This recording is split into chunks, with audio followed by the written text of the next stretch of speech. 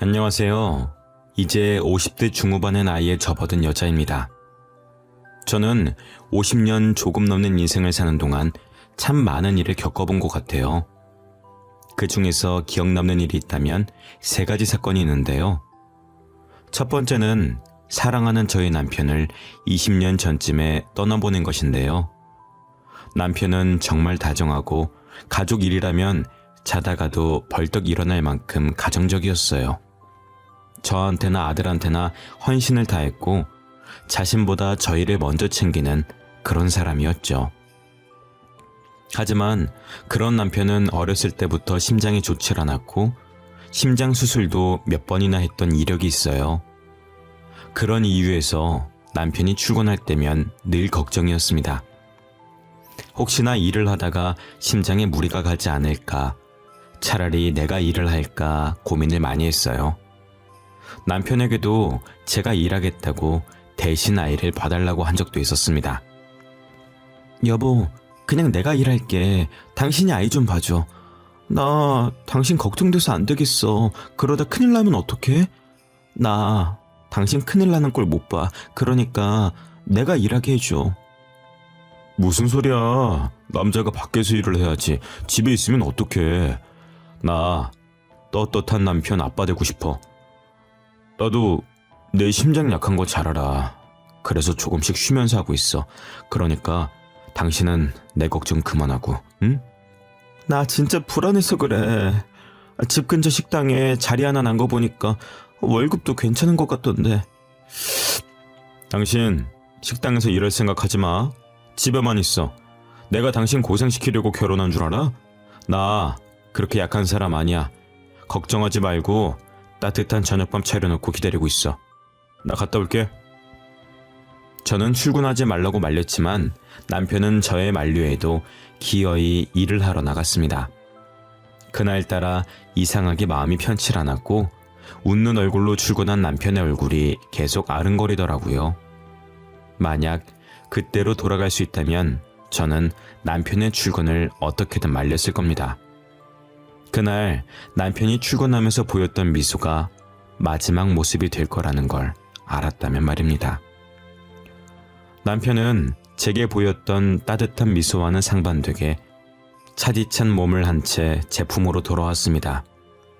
일을 하다가 갑자기 심장에 부여잡고 쓰러졌는데 직원들이 늦게 발견해서 골든타임을 놓치는 바람에 그대로 심장마비로 세상을 떠나게 되었습니다. 저는 남편을 잃고 한동안 무슨 정신으로 살았는지 모르겠습니다. 제정신이 아닌 상태에서도 어떻게든 아들을 먹여 살리겠다고 닥치는 대로 일만 했던 것 같아요. 남편 사망보험금이 수령된 것도 첫 월급 타고 통장을 확인하면서 알게 되었습니다. 사망보험금 들어온 걸 보고서 통장을 부여잡고 얼마나 울었는지 몰라요. 보험을 어찌나 많이 들어놨던지 수령받은 사망보험금이 8억이 조금 넘더라고요. 저는 사람이 많이 안 다녀서 다 죽어가는 3층짜리 건물을 헐값에 사게 되었고 1층에 가게를 열고 2층, 3층엔 월세방을 내주어 새방 사는 사람들에게 월세를 받으며 살았습니다.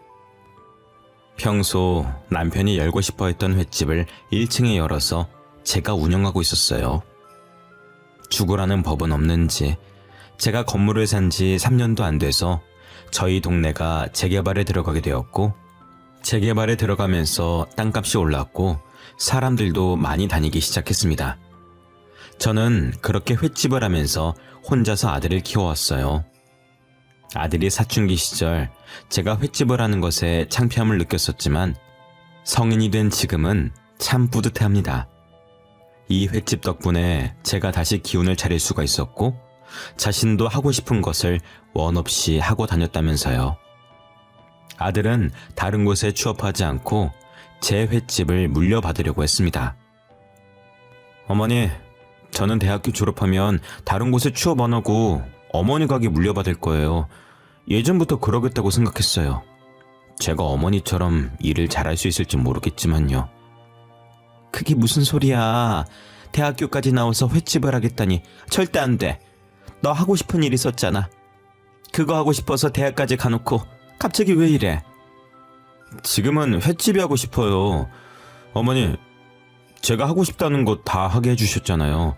그러니까 저도 어머니 따라 횟집에서 일하게 해주세요. 아들의 고집은 누구도 꺾을 수가 없었고 자식 이기는 부모 없다고 결국 저는 아들에게 지고 말았습니다. 대학 졸업 후 아들은 매일같이 저희 가게에 와서 일을 배웠고 얼추 제가 하는 것을 잘 흉내내더라고요.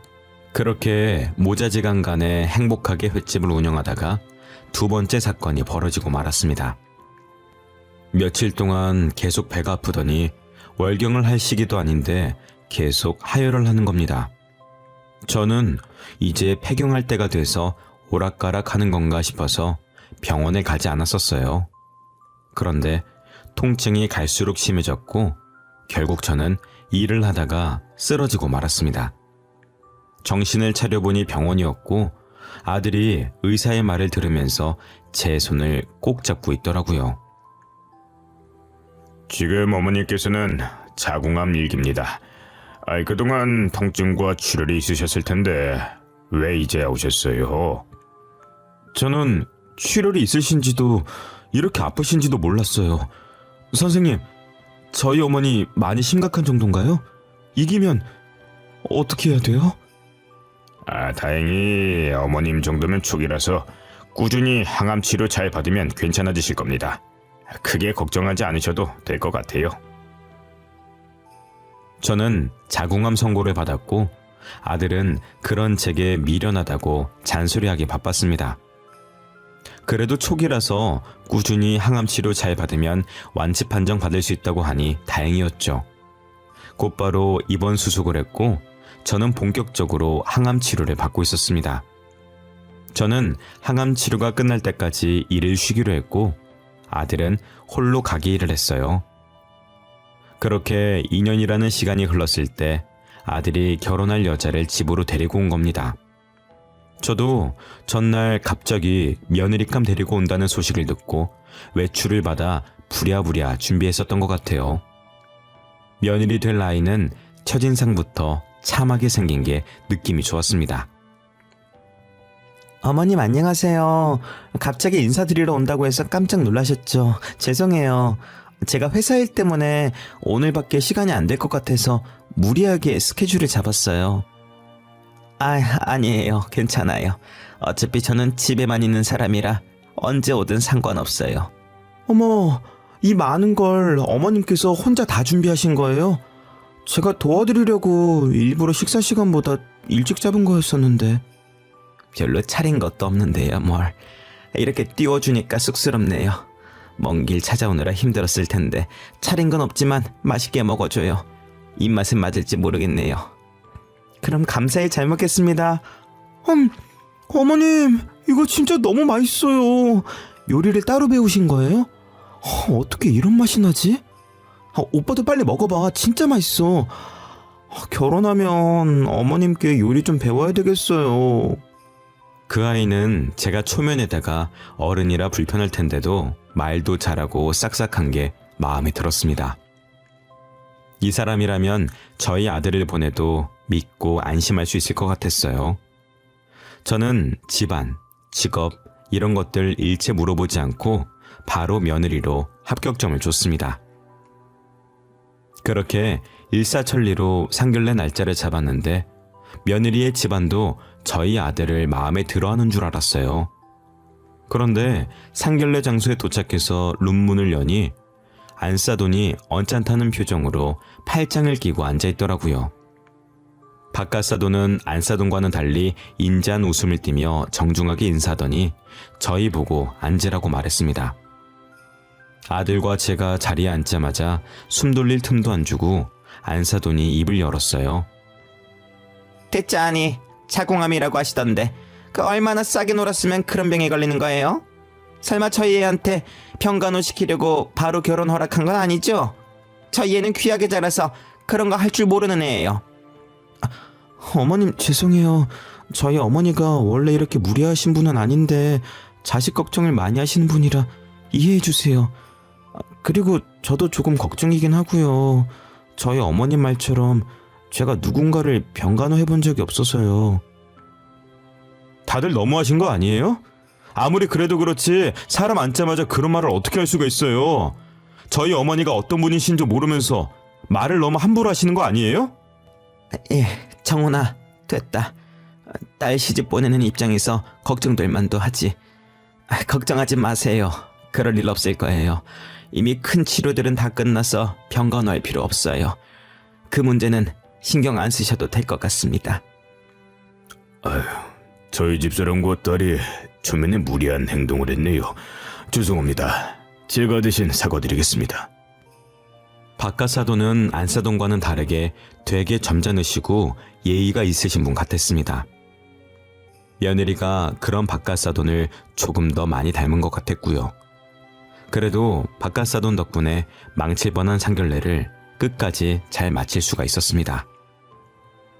결혼 전엔 저를 병간호해야 할까봐 걱정이라고 하더니 막상 결혼하고 나니 며느리는 생각보다 더 착하고 알뜰살뜰히 저를 챙겨주더라고요. 병간호까진 아니더라도 병원에 있는 동안 제가 필요한 물건들을 며느리가 구해줬었습니다. 병문안도 자주 오고 혹여나 병원밥이 입맛에 안 맞을까봐 음식도 싸들고 오고 했어요.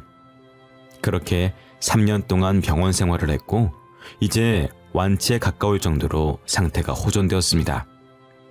의사 선생님도 이 정도면 이제 집에서 통원하면서 치료를 받아도 될 것 같다고 하시더라고요. 한 번 암에 걸리면 다른 곳에 전이가 될 가능성이 높아서 완전 완치했다고 말씀을 못 드리겠지만 완치에 가까울 정도로 상태가 좋습니다. 이제 더 이상 병원 생활 하지 않으셔도 될 것 같아요. 그 말씀은 제가 이제 집에 가도 된다는 말씀인가요? 네, 그동안 치료받으시느라 정말 고생 많으셨습니다. 앞으로는 정해진 날짜에 통원하시면서 치료받으시면 될 것 같아요. 저는 도합 5년이라는 시간 동안의 병원 생활을 마치고 기분 좋게 완치 판정을 받고 집으로 돌아왔습니다. 5년 만에 집에 오니 마치 옛 고향 친구를 만난 것 같이 반갑고 새롭더라고요. 그래도 저 없는 동안 아들이 집 관리를 하고 있었는지 먼지 쌓인 것도 없이 깔끔했습니다. 아들은 제 짐을 가지고 들어오면서 무어라 계속 궁시렁거리더라고요. 그냥 우리 집에 들어와서 살면 될 걸 뭐하러 굳이 이 집에 다시 들어오신다고 해가지고. 아휴. 나 혼자서 뭘 그렇게 궁시렁거리고 있어. 너 조용히 하고 그 짐이나 저 방에 놔둬라. 내가 나중에 다시 다 정리할 거니까 괜히 정리해주겠다고 건들지 말고. 어머니, 저희 집에 들어와서 사시면 안 돼요? 혼자서 사시는 거 걱정돼서 그래요. 다이도 아픈 어머니 혼자 사시는 거 걱정된다고 집으로 모시라고 했어요. 됐다니까 그러네. 나 혼자 사는 거 좋아. 신경 쓸 사람도 없고 얼마나 좋은데. 자식이 걱정하는 건 안 보이세요? 혹시나 혼자 사시다가 다치시면 그땐 어떡하실 거예요? 그냥 저희랑 살아요. 저희 마음 편하자고 하는 거예요. 자식 좀 편하게 살게 해주세요, 네? 괜히 저로 인해 부부 사이가 나빠지거나 제 눈치를 볼까봐 안 가겠다고 버텼지만 며칠 뒤 며느리까지 찾아와서 데리고 가려고 하는 통에 두 손 두 발 다 들고 말았습니다. 저는 아들 부부의 고집을 꺾지 못했고 아들 내에 들어가게 되었습니다. 그리고 몸도 괜찮아져서 다시 아들과 같이 일을 하기 시작했고요. 아들이 일을 워낙 잘하고 성격이 싹싹해서 그런지 제가 없는 동안 자신의 단골 손님도 만들어 놨더라고요. 오랫동안 저희 가게에 오신 손님분들도 제 안부를 물으면서 아들 칭찬을 아끼지 않으셨습니다. 자기 안 걸렸다면서 몸은 좀 못한가? 이제는 괜찮은 거요? 움직여도 되는겨? 네, 완치 판정 받았어요. 이제 건강해요. 걱정해 주신 덕분에 괜찮아졌어요. 감사해요. 자기 우리 나이 건강보다 중요한 게 없다. 그래도 아들 잘 키워놨더라. 일을 얼마나 잘하든지 아주 야물딱지더라고. 이제 아들 찾는 손님들이 더 많겠어. 긴장 좀 해야겠는디?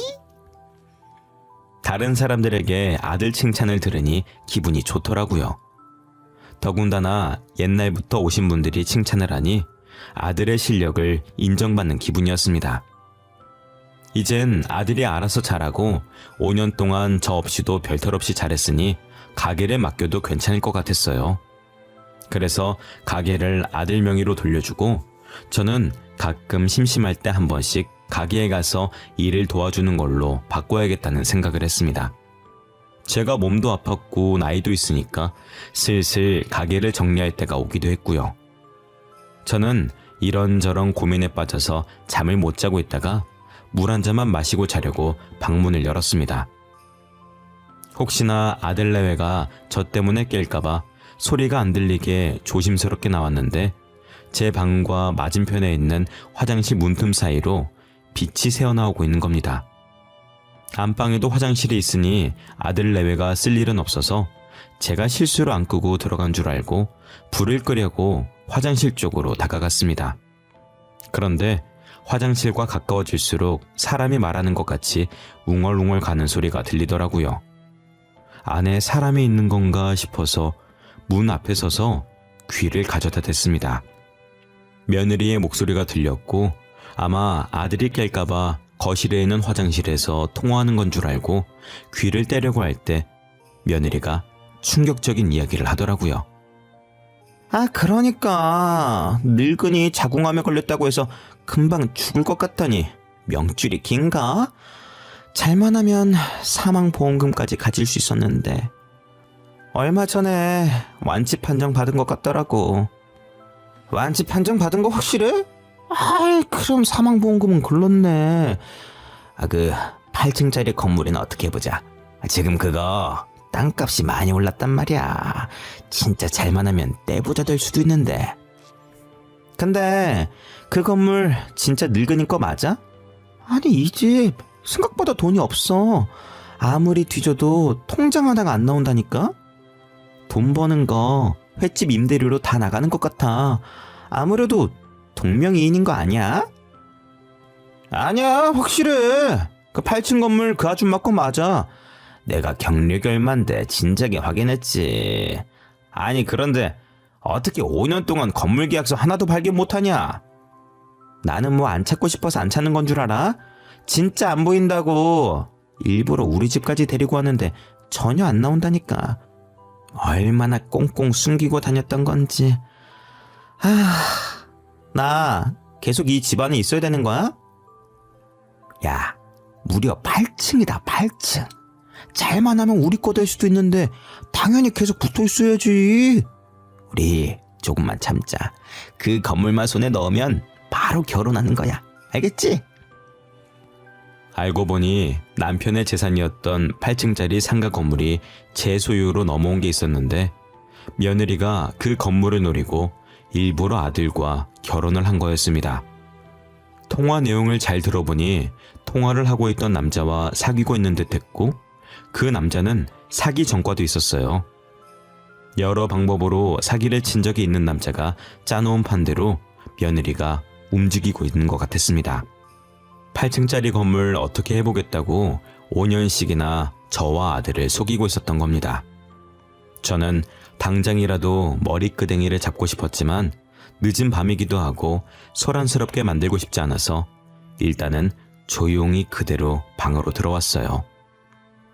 혹여나 제가 다시 암이 재발해 죽으면 아들에게 그 건물이 넘어가게 되는데 만약 그렇게 되면 저희 아들을 해코지할 수도 있다는 생각이 들었습니다. 그런 끔찍한 상상을 하니 이대로 두면 안 되겠더라고요. 저는 다음날 가게에서 아들과 단둘이 있을 때 이야기를 꺼냈습니다. 너 당장 다희랑 이혼해라. 어차피 둘이 혼인신고 안 했다면서 둘 사이에 애도 없겠다. 지금 깔끔하게 갈라서.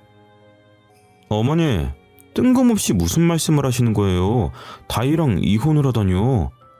다희 어머님한테도 잘하고 저한테도 잘하고 있잖아요.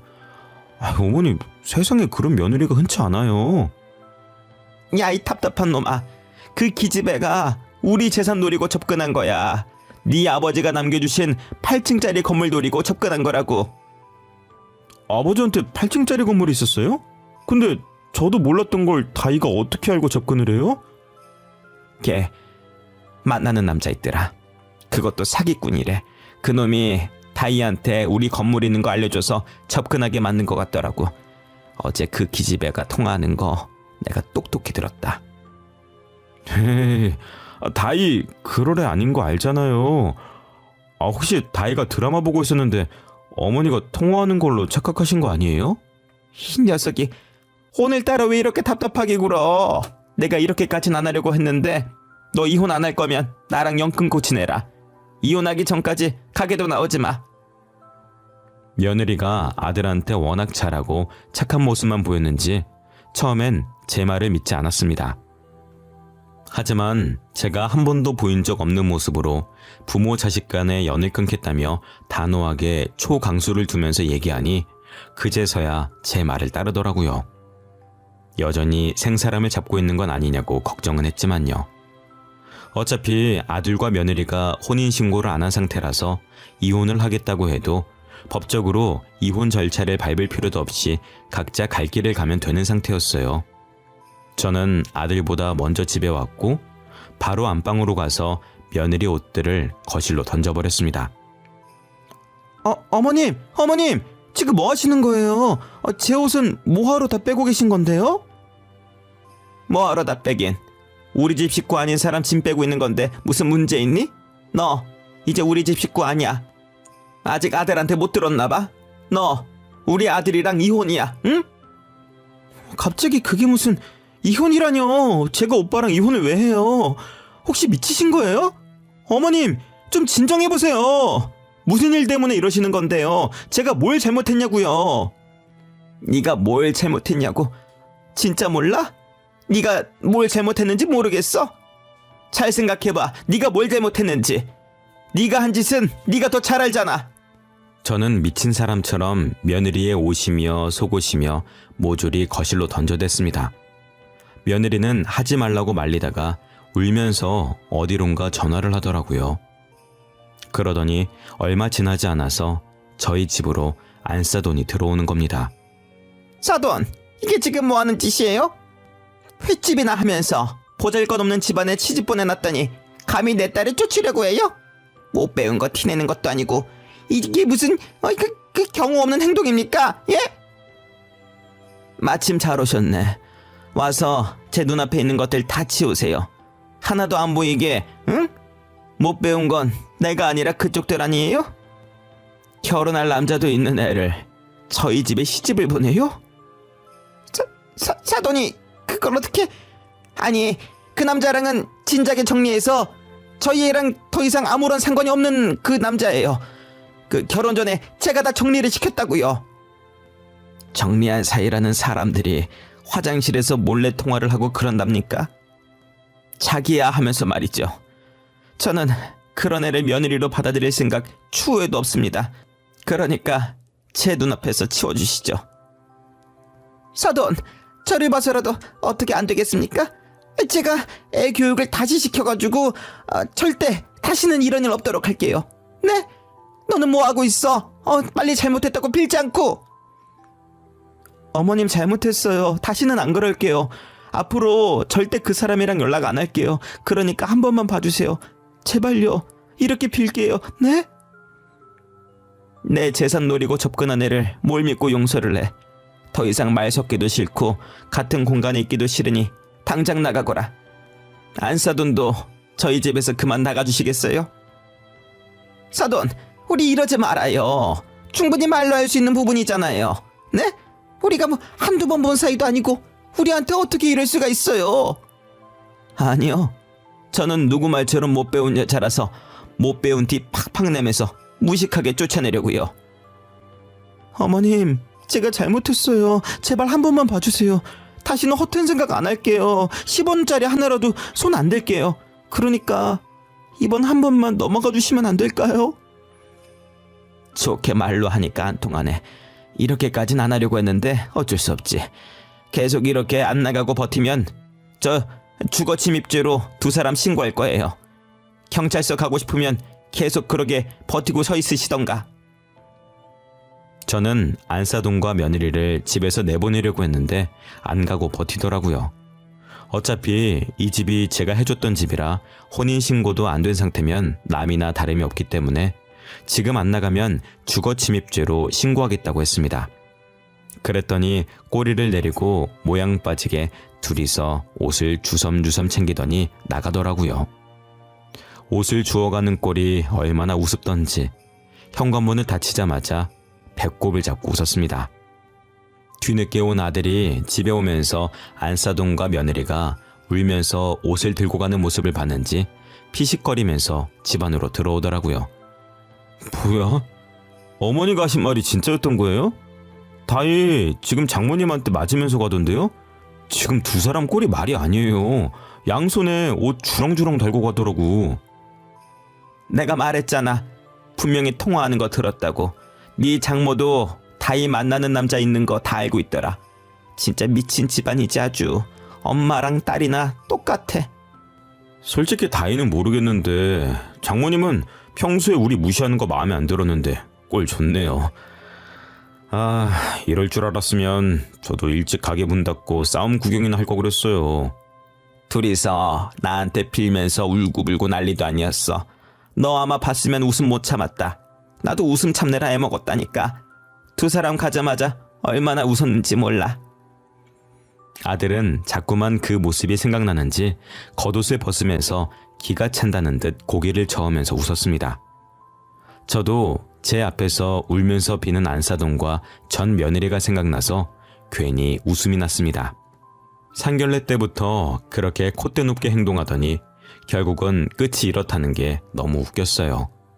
그 뒤로 구질구질하게 매달리면서 귀찮게 할 줄 알았는데 다행히 저희 앞에 안 나타나더라고요. 그렇게 아들이 이혼한 지 5년이라는 시간이 흘렀던 것 같습니다. 그 사이 가게는 아들에게 물려줬고 저는 노후를 즐기며 집에서 쉬고 있었어요. 점점 전 며느리가 잊혀져 갈 때쯤 집에만 있기 뻐근해서 아들 가게 도와주러 가고 있었는데 갑자기 모르는 번호로 전화가 오는 겁니다. 혹시나 택배인가 싶어서 전화를 받았는데 어딘가 익숙한 목소리가 들리더라고요. 사돈, 접니다. 5년 만이네요. 그동안 어떻게 지내셨어요? 잘 지내셨어요? 누군가 했더니 저한테 무슨 볼 일이 있어서 전화를 다 하셨어요. 저희가 이렇게 안부 인사 나눌 사이는 아닌 것 같은데 말이죠. 용건이 뭔데요? 제가 사돈께 부탁드릴 게 있어서요.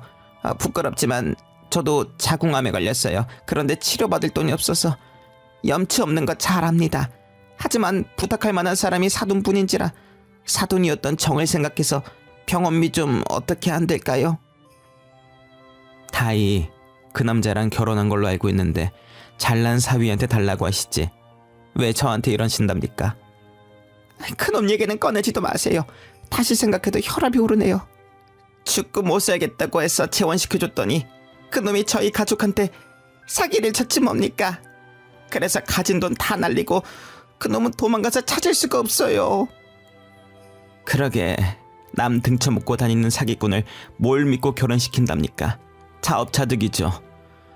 그 남자랑 저희 재산 탐내더니 결국엔 자기가 그 남자한테 뒤통수 맞아서 재산 다 털리고 꽃이네요. 제가 사정이 이렇다 보니 암에 걸려도 치료를 못하고 있는 상황이에요. 사돈, 우리 예전 일은 다 잊고 사람 한 명 살린다 치고 병원비 좀 어떻게 안 될까요? 이혼한 마당에 제가 그쪽한테 돈을 왜 줘야 되는지 모르겠네요. 그쪽은 도대체 얼마나 싸게 놀았으면 그런 병에 걸린답니까? 남의 돈 뜯지 마시고 남은 시간 동안 지금처럼 사기꾼 딸내미나 키우면서 사세요.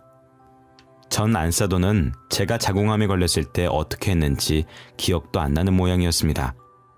저는 10년 전 안사돈이 한 말이 아직까지도 어제 일처럼 생생하게 기억에 나는데도 말이죠. 얼굴에 철판을 몇 개를 깔아야 저럴 수 있는 건지 아무리 돈이 없다지만 저 같았으면 쪽팔려서 전 사돈에게 돈 빌릴 생각도 못했을 겁니다. 그래도 천벌을 받길 바랬는데 남의 돈을 탐내다가 되려 자기가 당했다고 하니 통쾌하더라고요. 도대체 사기꾼을 뭘 믿고 사랑하고 결혼까지 하는지 모르겠습니다. 언젠간 본인이 당할 거라는 걸 생각을 안 하고 있나 봐요. 사람이 죄를 지으면 언젠가는 다시 자신에게 돌아온다고 하더니 전 안사돈과 전 며느리를 보면 그 말이 괜히 있는 말이 아닌 것 같았습니다. 그래서 저도 지금부터라도 힘든 사람 도우면서 열심히 살아보려고요. 그래야 저한테든 아들한테든 좋은 일이 생길 것 같거든요. 저는 그렇게 다짐한 날부터 3층 건물 월세 받는 걸로 매달 기부하고 있습니다. 충분히 횟집 매출로도 저희 2명 먹고 살 수 있어서 월세로 기부하는 걸 아들도 찬성을 했죠. 그리고 8층짜리 건물은 아직 아무 계획이 없긴 한데 그대로 썩히기에도 뭐해서 장애인 재단을 만들어 볼까 합니다. 요즘 기사를 보니 장애인 복지가 제대로 안 되어 있는 것 같더라고요. 저도 비장애인이라 그동안 편하게 생활해 놓으니 장애인들의 불편함을 헤아리지 못했던 것 같습니다. 그래서 공부를 조금 하고 재단을 하나 세워볼까 합니다. 제가 살아있는 동안에는 누군가에게 도움을 주는 사람이 되고 싶어서요. 여러분들도 아직 늦지 않았으니 도움이 필요한 사람이 있다면 먼저 손을 내밀어 보는 게 어떨까요? 그러다 보면 분명히 저희에게도 좋은 일이 생기게 될 겁니다.